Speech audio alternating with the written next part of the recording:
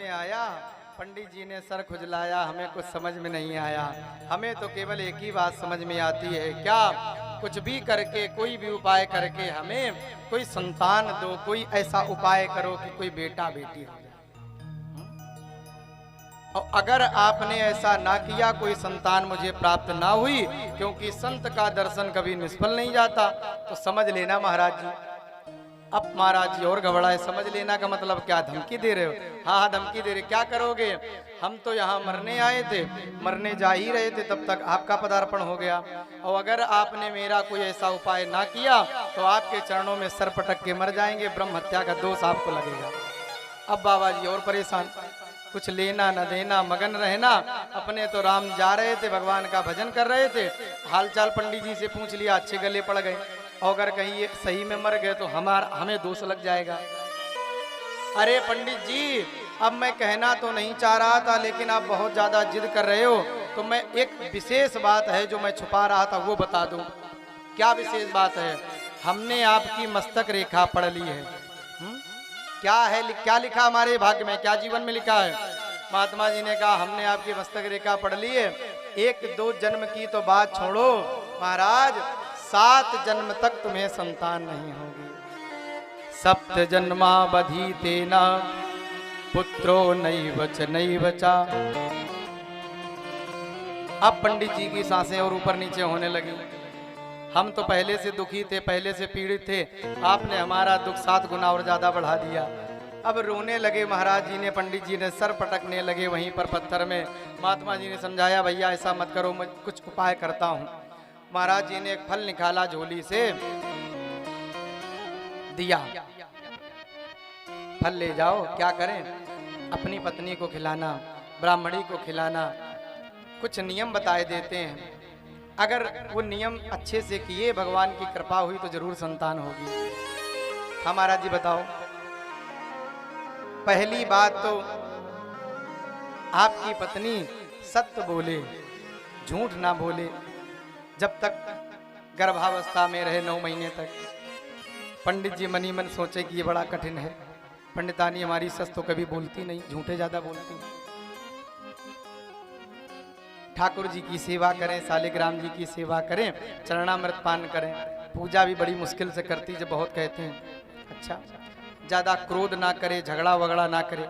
अब पंडित जी मन में सोचे कि बड़ा कठिन है, यही सब तो करती हो। अगर अच्छे नियम से भगवान का भजन करके, भगवान का नाम लेकर के 9 महीने तक इस फल को खाएगी, भगवान का भजन करेगी, तो जरूर बेटा होगा, सुंदर संतान होगी। फल लेकर के पंडित जी बड़े प्रसन्न हुए, दौड़े दौड़े आए, आवाज लगाई, अरे पंडितानी, अरे धुंधली, सुनती हो? जोर से चिल्लाए। पंडितानी ने दरवाजा खोला, काहे गला फाड़ के चिल्ला रहे हो? क्या ले आए हो? हैं?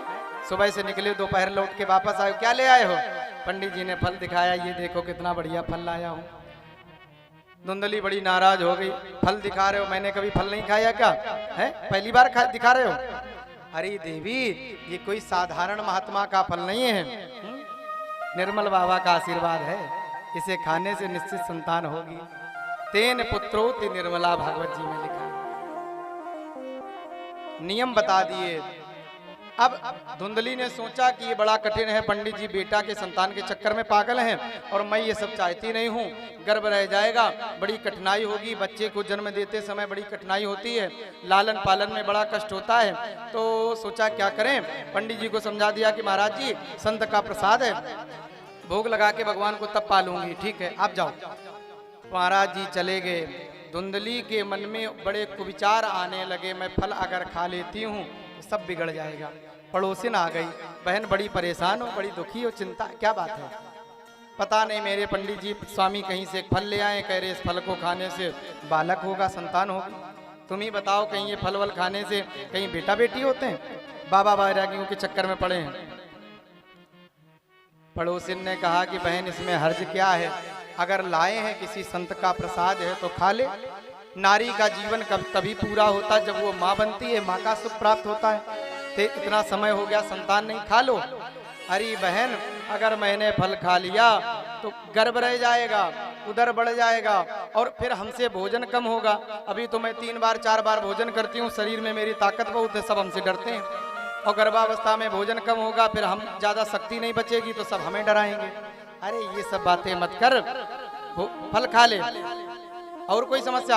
हाँ, समस्याएं तो बहुत सारी हैं। अगर कदाचित घर में आग लग गई, कोई विपत्ति आ गई, चोर डाकू आ गए तो सब भाग जाएंगे, गर्भवती स्त्री ज्यादा भाग नहीं सकती।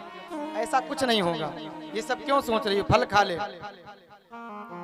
धुंधली ने कहा कि सबसे बड़ी समस्या है कि अगर मैंने फल खा लिया, गर्भ रह गया, घर का काम कौन करेगा? तो पड़ोसी ने कहा कि सबसे बढ़िया बात बताएं। हाँ बताओ। तुम्हारी जो नंद है ना, जब तुम्हारे संतान होगी, बेटा होगा तो वो बुआ बनेगी, कुछ ना कुछ देना पड़ेगा, बधाई देनी पड़ेगी। तो एक काम करो, पहले बुला के 6 महीना पहले बुला के रखो और घर का बढ़िया सब काम वाम कराओ, और बाद में जब संतान हो जाए तब बधाई दे के विदा कर देना। और जैसे नंद का नाम लिया तो और नाराज हो गए, उसका तो बिल्कुल नाम ही न ले लेना। जब जब आती है तो कुछ ना कुछ घर का माल साफ करके जाती, पंडित जी सीधे साधे, और कुछ ना कुछ ले जाती है।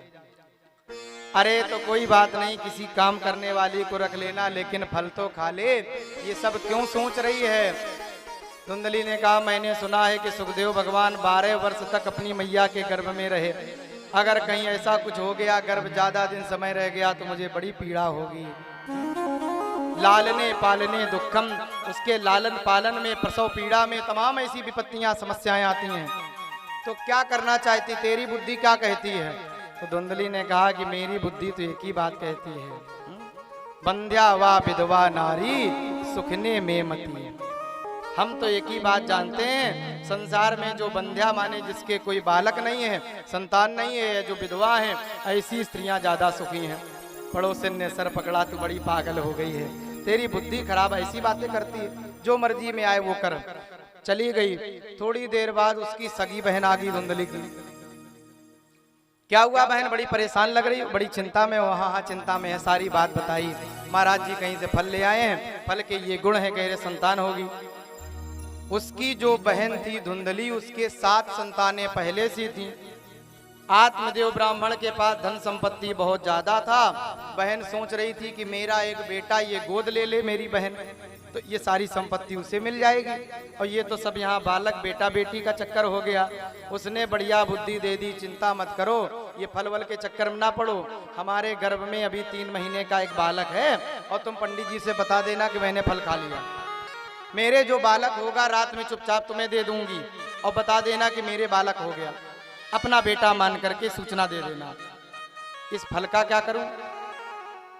बहन ने समझाया कि तुम्हारे घर में जो गाय बंधी है ना, बहुत दिनों से कभी इसने कोई बछड़ा बछड़ी नहीं दी, कोई बालक को जन्म नहीं दिया, इस फल का परीक्षण हो जाएगा, उस गैया को खिला दो।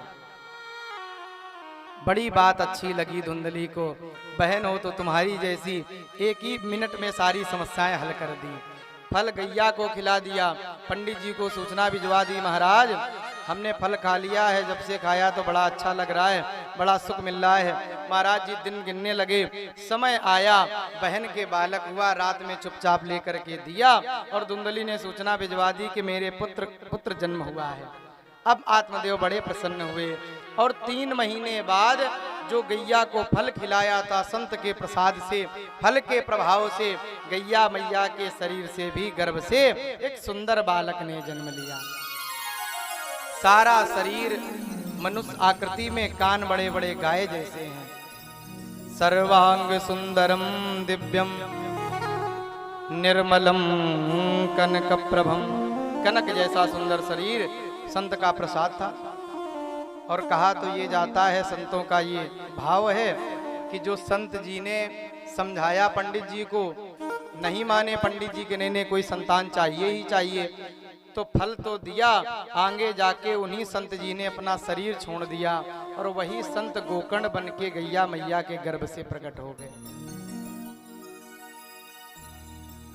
आत्मदेव ब्राह्मण ने पंचांग निकाला, ग्रह नक्षत्र देखे, जो गाय के गर्भ से बालक का जन्म हुआ था, कान बड़े बड़े हैं, सब कुछ देखा। इस बालक का नाम मैं रखता हूँ गोकर्ण। अपने वाले बालक को देखा, जो अपना समझ रहे थे, थोड़ा सांवला सा था, काला सा था, उसको देखा, इस बालक का मैं अपने बेटे का नाम रखता हूँ। और तब तक धुंधली बोल पड़ी, सब नाम तुम ही रख लोगे हैं? इसका भी नाम तुमने रख लिया, ये मेरा बेटा है, पेट में मैंने रखा है, नाम मैं ही रखूंगी। अरे तो नाराज काहे को होती, तुम ही नाम रख लो, बताओ क्या नाम रखोगी।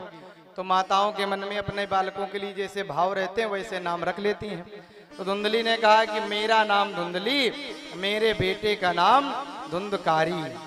पंडित जी ने देखा कि अच्छा तुमने अपने से मिलता जुलता नाम रखा है।